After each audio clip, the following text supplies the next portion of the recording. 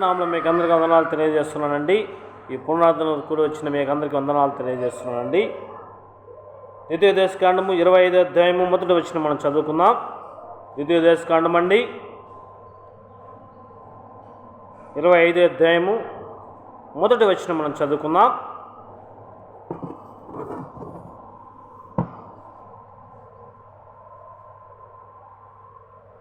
మనుషులకు వివాదము కలిగి న్యాయసభకు వచ్చినప్పుడు న్యాయాధిపతులు విమర్శించి నీతిమంతుని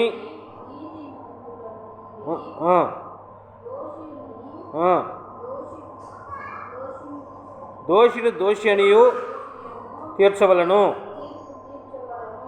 న్యాయమును జరిగించే న్యాయాధిపతి ఏం చేయాలంటే నీతి న్యాయములు జరిగించాలి. నీతిని అవినీతిగా సృష్టించకూడదు. నీతిని నీతిగానే చేయాలి. నీతిని నీతిలాగా చేయాలి. నీతిని నీతిమంతుడుగా తీర్చాలి. అందుకే ఆ మాట రాయబడింది. మనుషులకు వివాదం కలిగి న్యాయసభకు వచ్చినప్పుడు న్యాయాధిపతులు నీతిగా న్యాయముగా చేయాలి. న్యాయముగా చేసినప్పుడే అతను మంచివాడు, న్యాయాధిపతిగా ఉంటాడు. నీతిని అవినీతిగా చేయకూడదు. నీతిని అన్యాయం చేయకూడదు. న్యాయంగా మనము ప్రవర్తించాలని ఇక్కడ సెలవిస్తున్నాడు దేవుడు. 26 చదువుతాం. మొదటి వచనం 26 అధ్యాయం మొదటి వచనం. నీ దేవుడైన యెహోవా నీకు స్వాస్థ్యముగా ఇచ్చుచున్న దేశమునకు నీ వచ్చి దాన్ని స్వాధీనపరచుకొని దానిలో నివసించినప్పుడు నీ దేవుడైన యెహోవా నీకిచ్చున్న నీ భూమి నుండి నీవు సమకూర్చిన భూఫలములోను ప్రథమ ఫలమును తీసుకొని గంపలో ఉంచుకొని నీ దేవుని యెహోవా నామమునకు మందిరమునకును ఏర్పరచుకున్న స్థలముకు వెళ్ళి ఆ దినములో నుండి యాజకుని యొద్దకు పోయి యెహోవా మన పితరులకు ఇచ్చినని ప్రమాణం చేసిన దేశంలో నేను వచ్చి ఉన్న సంగతి నేడు నీ దేవుడైన యెహోవా సన్నిధిని ఒప్పుకొనని అతనితో చెప్పవలను. మనము భూఫలములో దేవునికి న్యాయముగా మనము దేవునికి ఇవ్వాలి. న్యాయాధిపతి న్యాయంగా తీర్చాలి. ఇక్కడ భూమి పంటలో నీకు ఇచ్చిన దశమ భాగంలో దేవునికి 10వ వంతు ప్రథమ ఫలం ఇవ్వాలంట. దశమ భాగం కాదు, ప్రథమ ఫలము అనగా నీకు దేవుడిచ్చిన మొదటి ఫలములో నువ్వు దేవుడికి ఇవ్వాలి. అప్పుడు దేవుడు నిన్ను ఎందుకంటే నువ్వు ఐగుప్తులోంచి నిన్ను విడిపించి నిన్ను గొప్ప చేసిన దేవుడికి మొదటి ఫలముగా నువ్వు దేవునికి ప్రథమ ఫలంగా ఇవ్వాలి. అది కుమారుడే కానీ నీ ఏ భాగంలో కానీ నీ వ్యాపారంలో కానీ నీ ఎటువంటి వ్యవసాయంలో కానీ ప్రథమ ఫలముగా దేవునికి సమర్పించాలి. నీ కొడుకే కానీ పుట్టినప్పుడు దేవుని సేవకు సమర్పించాలి అని దేవుడు ఆజ్ఞాపించున్నాడు. హల్లెలూయా, హల్లెలూయా. కాబట్టి ఆ మాట జ్ఞాపకం చేసుకోమని దేవుడు హెచ్చరిస్తున్నాడు. 12వ వచనం మనం చదువుదాం. 10వ భాగం ఇచ్చి సంవత్సరమున అనగా 3 సంవత్సరమున నీకు వచ్చుబడిలో 10వ వంతును చెల్లించి అది లేవీయులకును పరదేశులకును తండ్రి లేని వారికి విధవరాండ్లకును ఇయ్యవలెను.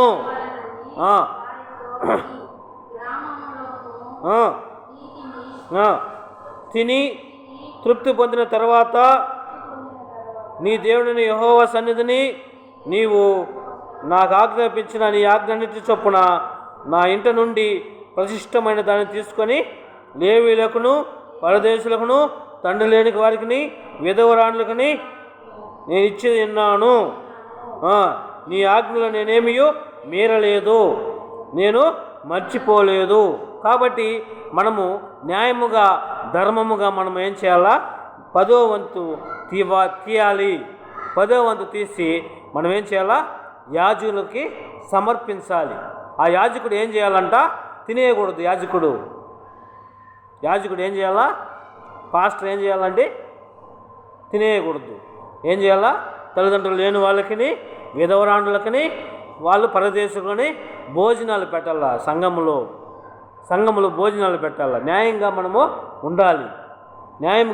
అందుకని మనం న్యాయాధిపతి మనుషులకు విచారణ కలిగి న్యాయాధిపతులు ఎందుకు నియమించాడంటే మనం న్యాయం తీర్చాలని. అక్రంగా మనము ప్రవర్తించకూడదు, అక్రంగా మనం చేయకూడదు, ఒక సంఘంలోంచి ఇంకో సంఘంలోకి వెళ్ళకూడదు. ఏమండి? మనం ఏం చేయాలా? మనము విత్తాలి, మంచి ఫలములు ఫలించాలి, మంచి ఫలములు ఫలించి అభివృద్ధి పొందాలి.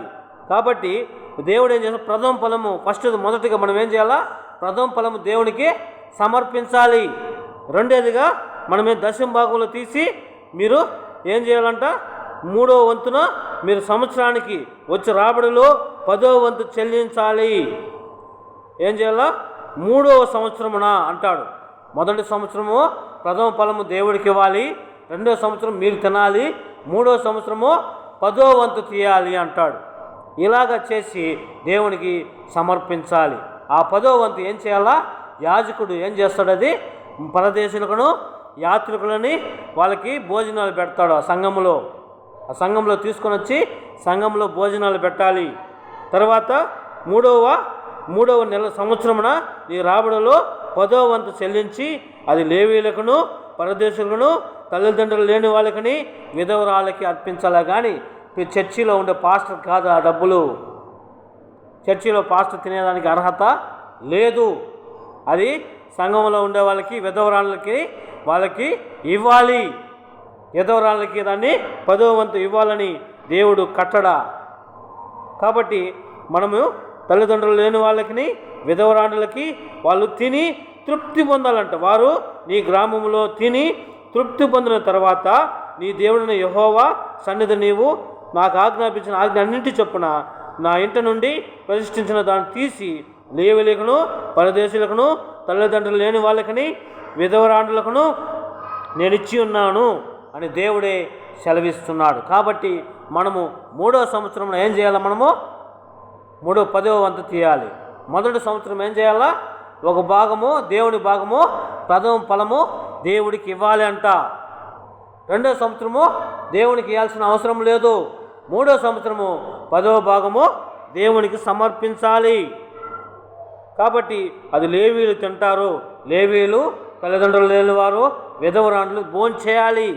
ఇది దేవుని యొక్క కట్టడ, విధి విధానమని దేవుడు హెచ్చరిస్తుంటున్నాడు. కాబట్టి 18 మనం చదువుదాం. 16 నుంచి వస్తాం. 16వ వచనం, 26, 16.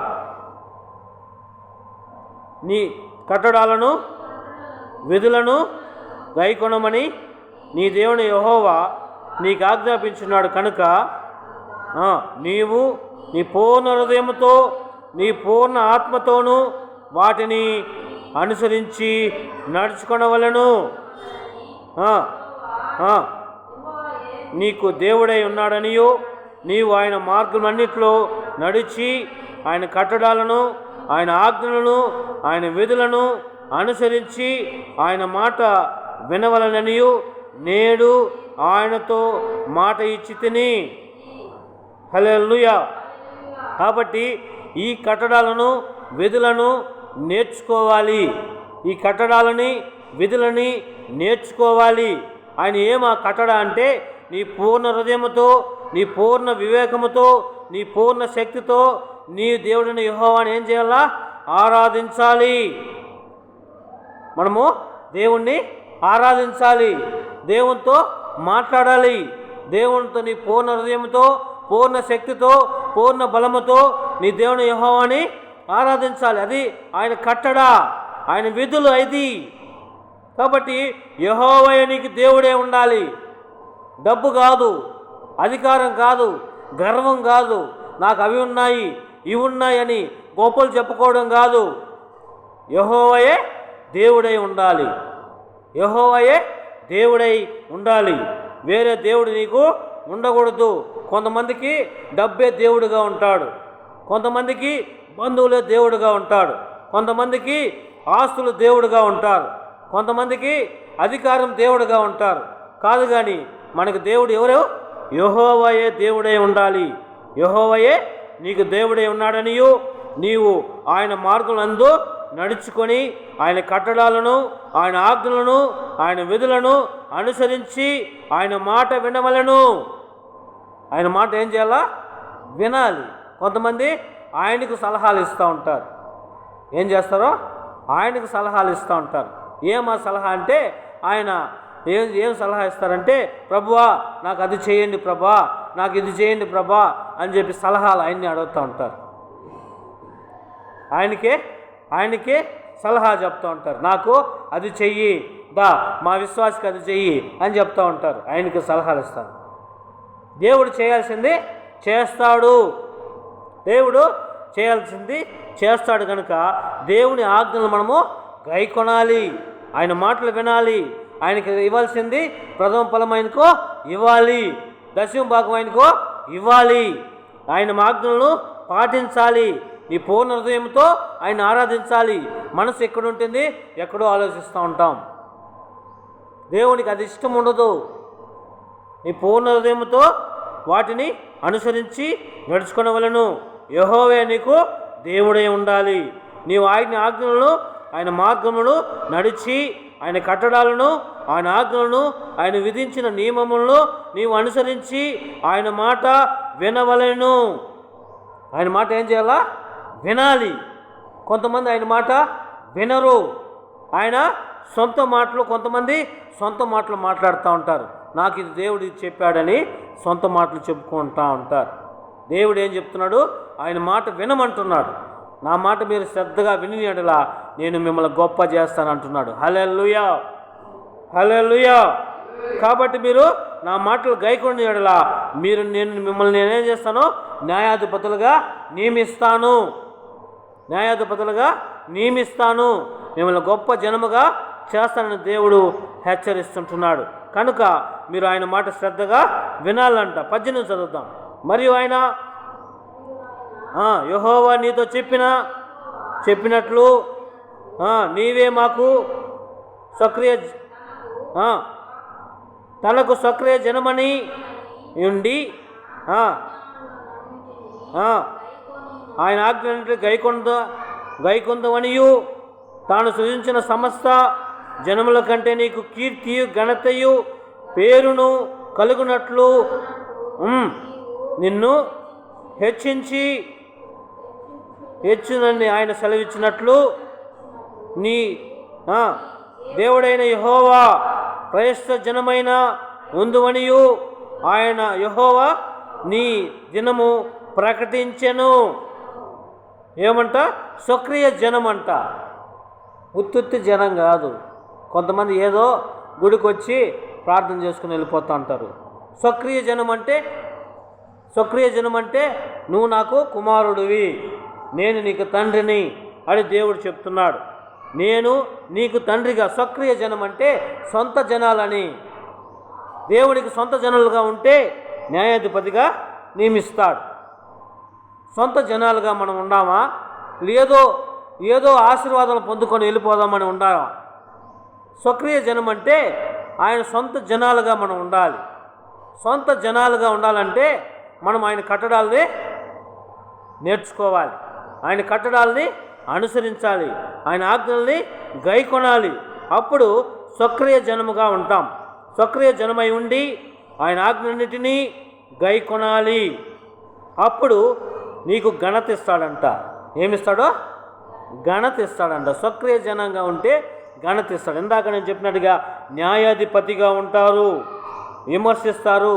నీతిమంతులుగా మీరు ఉంటారు, న్యాయాధిపతులుగా మీరు ఉంటారని దేవుడు హెచ్చరిస్తూ వస్తున్నాడు. ఏమొస్తుంది? కీర్తి వస్తుందట. నీకేం చేస్తాడు? కీర్తి. ఆయన సక్రియ జనముగా ఉంటే ఏమవుతుంది? సమస్త జనముల కంటే నీకు కీర్తి ఇస్తాడంట. కీర్తి, నీ పేరు మంచి పేరుగా ఉంటుంది. రెండోదిగా ఘనత ఇస్తాడంట. ఏమిస్తాడు? ఘనత ఇస్తాడు. ఘనత ఇచ్చి నీవు నీ దేవుడిని యెహోవాకు ప్రతిష్ఠ జనమని యెహోవాయే ప్రకటించను. యెహోవాయే నువ్వు నా కుమారుడివి, నా కుమార్తెవి అని ప్రకటించాలంటే మనం ఏం చేయాలండి? ఆయన సక్రియ జనముగా మనం ఉండాలంటే మనము ఆయన ఆజ్ఞలను గైకొనాలి. ఆయన మాటలు మనము వినాలి. ఆయన మంచి పేరు మనము ఆయన దగ్గర తెచ్చుకోవాలి. అప్పుడు మనము మంచివారుగా ఉంటాము. మనకు మంచి పేరు అనేది మనకు వస్తుంది. ఆయన ఆజ్ఞలు మనము గైకొనాలి. గైకొన్నప్పుడే కీర్తి వస్తుందంట. గైకొన్నప్పుడే మంచి వాళ్ళుగా ఉంటాము. ఘనత వస్తుందంట. ఘనత అంటే వాడు మంచివాడు, ఘనుడుగా ఉన్నాడు, మంచి పేరు అనేది వస్తుందని దేవుడు సెలవిస్తున్నాడు. 27 చదువుకుందాం. ద్వితీయోపదేశకాండము 27 అధ్యాయము 3వ వచనం నుంచి మనం చదువుకుందాం. నీ పితరుల దేవుడైన యెహోవా నీతో చెప్పినట్లు నీవు నీ దేవుని యెహోవా నీకిచ్చుచున్న పాలు తేనెలు ప్రవహించు దేశమున ప్రవేశించుటకు నీవు ఏరు దాటి తర్వాత ధర్మశాస్త్ర వాక్యాన్ని అన్నిటినీ వాటి మీద రాయవలను. ధర్మశాస్త్రం ఏం చేయాలా? రాసుకోవాలి. ధర్మశాస్త్రం ఏం చేయాలండి? రాసుకోవాలి. నీ దేవుని యెహోవా ఆజ్ఞలు గైకొనాలి. నీ పితరులకు ఇచ్చిన ప్రమాణము, నీ పితరులకు దేవుడైన యెహోవా నీకు చెప్పిన వాటినన్నిటినీ గైకొని పాలు తేనెలు ప్రవహించే దేశంలో ప్రవేశింపజేస్తాడు. పాలు తేనెలు ప్రవహించే సాదృశ్యం ఏమంటే మీరు మంచి దేశంలో ప్రవేశిస్తారు. మీకు సంతోషం ఉంటుంది, సమాధానం ఉంటుంది, నెమ్మది ఉంటుంది, సంతోషము ఉంటుంది. పాలు తేనెలు ప్రవహించు దేశంలో మీరు ప్రవేశిస్తారు. ప్రవేశించినప్పుడు మర్చిపోకూడదు. నా మాటలు మర్చిపోకూడదు. నా మాటలు మీరు మర్చిపోకూడదు. నా మాటలు మీరు గైకొనాలి. నా మాటలు మీరు గైకొంటే మీరు బాగుపడతారు. నా మాటలు గైకొనకపోతే మీరు చెడిపోతారని దేవుడు హెచ్చరిస్తూ వస్తుంటున్నాడు. కనుక మనము దేవుని మాటలు మనము శ్రద్ధగా వినాలి. ఆయన సక్రియ జనముగా మనం ఉండాలి. ఏదో ఉత్తుత్తి జనంగా ఉండకూడదు. ఏదో దేవుని దగ్గరికి వస్తే ఆశీర్వాదం వచ్చేస్తుంది, దేవుని దగ్గరికి వచ్చేస్తే ఐశ్వర్యం వచ్చేస్తుంది, దేవుని దగ్గరికి వచ్చేస్తే మా రోగాలు పోతాయి, దేవుని దగ్గరికి వస్తే మాకు అన్నీ మంచి జరుగుతుందని మంచిని పొందుకొని దేవుణ్ణి విసర్జించకూడదు. దేవుడి నుంచి వెళ్ళిపోకూడదు. కష్టమైనా, నష్టం వచ్చినా, బాధ వచ్చినా, అవమానాలు వచ్చినా, ఎన్ని శోధనలు వచ్చినా నీ దేవుని యెహోవా వైపు తిరగాలి. హల్లెలూయా, హల్లెలూయా. కాబట్టి మీరు మీ దేవుని యెహోవా మాట శ్రద్ధగా వినాలి. 10 చదువుదాం. 10వ వచనమండి. నేడు మీరు మీ దేవుడైన యెహోవాకు స్వజనమైత్రి. స్వజనమైత్రి అంటే సొంత జనాలుగా ఉన్నారు. మీరు సొంత జనాలుగా ఉంటున్నారు. మీరు ఏదో ఉత్తుత్తి జనాలు కాదు. నీ దేవుడిని యెహోవాకి సొంత జనముగా ఉండాలి. సొంత జనముగా ఉండాలని దేవుడు సెలవిస్తుంటున్నాడు.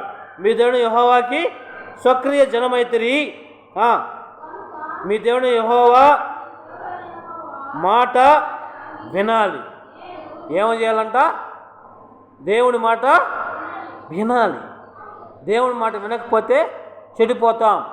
దేవుని మాట వినకపోతే చెడిపోతాం. ఎవరు మనకు చెప్పేవాళ్ళు ఎవరు లేకుండా చెడిపోతాం. కాబట్టి మీ దేవుని యెహోవాట విని నేడు మీకు ఆజ్ఞాపించు ఆయన కట్టడాలను, ఆయన ఆజ్ఞలను గైకొనవలెను. గైకొనవలెను. దేవుని మాట ఏం చేయాలి? మనము వినాలి. దేవుని మాట వినాలి. కొంతమంది దేవుని మాట వినరు. వినకపోతే చెడిపోతారు. వినకపోతే చెడిపోతారు. మీరు దేవుని మాట వింటే మీరు బాగుపడతారు. కనుక మీరు సక్రియ జనంగా ఉన్నారు కనుక మీరు దేవుని మాట వినాలి. హల్లెలూయా, హల్లెలూయా. కాబట్టి నువ్వు దేవుని మాట శ్రద్ధగా వింటే ఏం 28:1 చదువుకుందాం. 28వ అధ్యాయము 1వ వచనం. నీవు నీ దేవుడైన యెహోవా మాట శ్రద్ధగా విని నేడు నేను నీకు ఆజ్ఞాపించిన ఆయన ఆజ్ఞన్నింటినీ అనుసరించి నడుచుకుని ఎడలా నీ దేవుని యెహోవా భూమి మీద సమస్త జనుల కంటే నిన్ను హెచ్చించును. సమస్త జనుల కంటే అంటాడు. సమస్త జనుల కంటే అంటే ఈ లోకంలో ఉన్న జనుల కంటే నిన్ను గొప్ప జనంగా చేస్తాడంట. ఏదో ఉత్తుత్తిగా చెప్పలేదు ఆయన మాట. దేవుని మాట వింటే ఆయన ఏం చేస్తాడంట, నా మాట మీరు శ్రద్ధగా వినాలంట. ఏదో ఉత్తిగా వినకూడదు, శ్రద్ధగా వినాలంట. శ్రద్ధగా వినాలి. శ్రద్ధగా వింటే దేవుడు నిన్ను ఆశీర్వదిస్తాడు. హల్లెలూయా, హల్లెలూయా. మీరు శ్రద్ధగా వినాలంట. ఎక్కడెక్కడో మనసు పెట్టుకొని వినకూడదు, శ్రద్ధగా వినాలి. శ్రద్ధగా వింటే నేను నిన్ను ఆశీర్వదిస్తాను. భూమి మీద ఉన్న సమస్త జనుల కంటే నిన్ను గొప్ప జనముగా చేస్తాడంట. గొప్ప జనముగా చేస్తాను. గొప్ప జనముగా చేయాలంటే మనం ఏం చేయాలా? ఆయన మాట మనము శ్రద్ధగా వినాలి. శ్రద్ధగా వినాలి. వింటే ఏం జరుగుతుందంట చదువుదాం. ఆ మాట కింద 3వ వచనం 2 నుంచి చదువుదాం. నీవు నీ దేవుడైన యెహోవా మాట వినిన ఎడల ఈ దీవులన్నీయు నీ మీదకి వచ్చును, వచ్చి నీకు ప్రాప్తించును.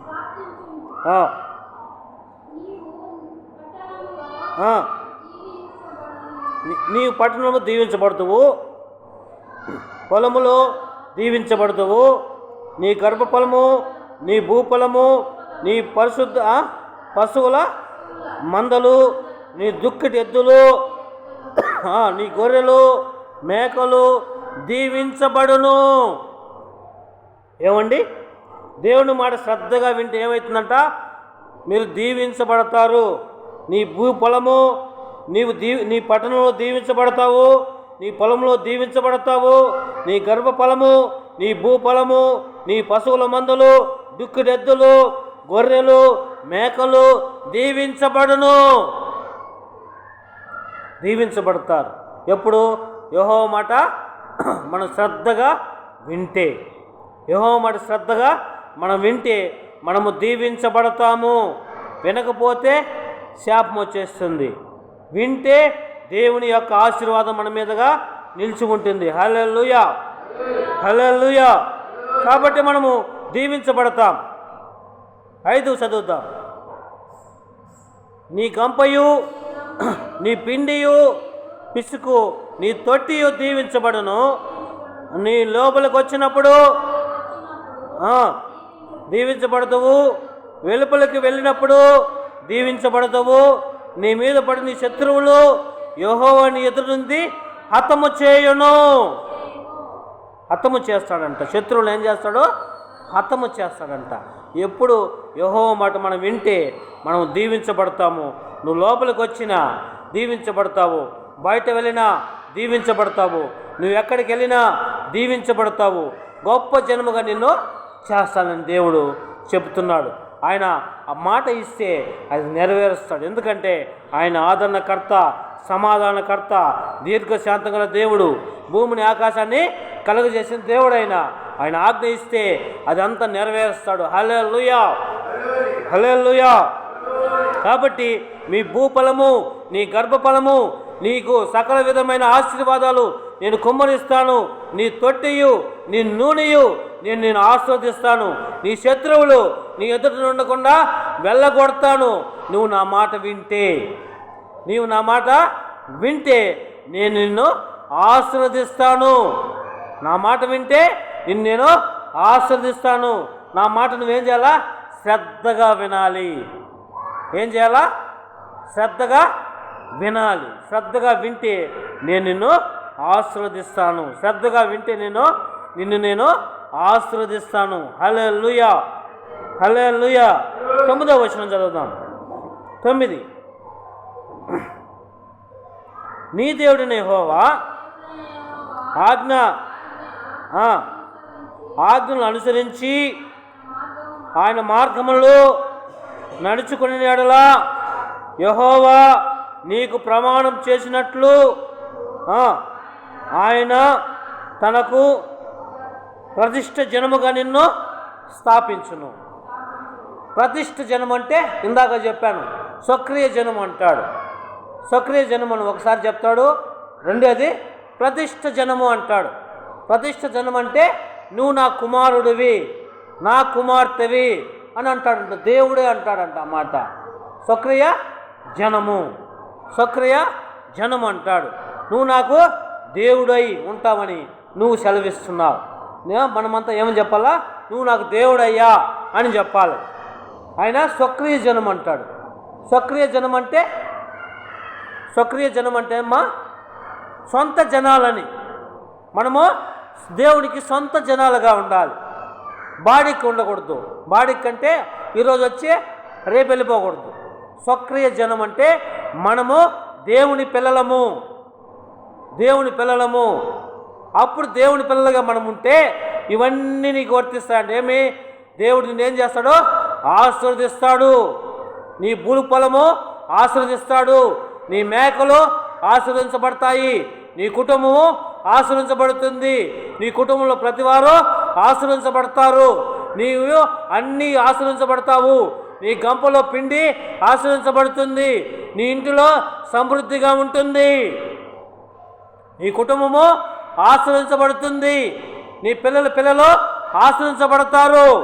నువ్వు గొప్ప జనముగా మీరుంటారు. ఎప్పుడు? యెహోవా మాట వింటే. యెహోవా మాట వినకపోతే మనకు శాపం వచ్చేస్తుంది. ఎందుకు? యేసయ్యను నమ్ముకొని కూడా మనం ఎందుకు చెడిపోయినామంటే మనం దేవుని మాట వినడం లేదు. దేవుని మాట వినడం లేదు కనుక మనకు శాపాలు అనేది వస్తాయి. మన కుటుంబంలో ఎవరో ఒకరొకరు వినకుండా ఉంటారు. దేవుని మాట వినేవాళ్ళైతే కుటుంబంలో నెమ్మది ఉంటుంది, కుటుంబంలో ఆశీర్వాదం ఉంటుంది, కుటుంబంలో ₹1 సంపాదించినా ₹2 నిలిచి ఉంటుంది. హల్లెలూయా, హల్లెలూయా. కాబట్టి నీ దేవుని యెహోవా ఆజ్ఞను గైకొని ఆయన మార్గంలో నడుచుకుని ఎడలా యెహోవా నీకు ప్రమాణం చేసినట్లు ఆయనకు తన ప్రశిష్టమైన జనముగా నిన్ను స్థాపించును. ప్రశిష్టమైన జనముగా ఉంటారంట. దేవునికి ఇష్టలుగా ఉంటారంట. దేవునికి ఇష్టలుగా ఉండాలంటే ఏం చేయాలా? దేవుని మాట వినాలి. దేవుని మాట వింటే మనల్ని న్యాయాధిపతిగా ఉంచుతాడంట. దేవుని మాట వింటే మనల్ని గొప్ప జనముగా చేస్తాడంట. దేవుని మాట వింటే మనల్ని గొప్ప జనముగా చేస్తాడంట. కాబట్టి ప్రేమైన జనాంగమా, మనం దేవుని మాట మనము వినాలి.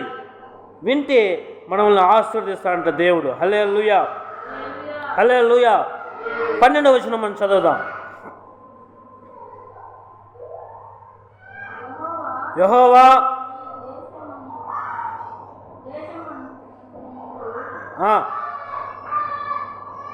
యెహోవా నీ దేశమునకు వర్షము దాని కాలమందు కురిపించును, నీవు చేయు కార్యమన్నిటిని ఆశీర్వదించును. చూడు, మనం చేసే పనులన్నీ ఏం చేస్తాడంట? దేవుడు ఆశీర్వదిస్తాడంట. న్యాయముగా మనం ఉండాలి, ధర్మంగా ఉండాలి, నీతిగా మనం నడుచుకుంటే దేవుడు ఏం చేస్తాడంట? ఆశీర్వదిస్తాడంట. ఆశీర్వాదము మనం పొందుకుంటాం. ఆయా కాలమందు వర్షాన్ని ఇస్తాడంట. ఆయా కాలమందు నీకు సమృద్ధిని ఇస్తాడు. ఆయా కాలమందు నీకు మంచి జరుగుతుంది, మంచి మేలులు మీకు చేస్తాడు. ఎప్పుడు?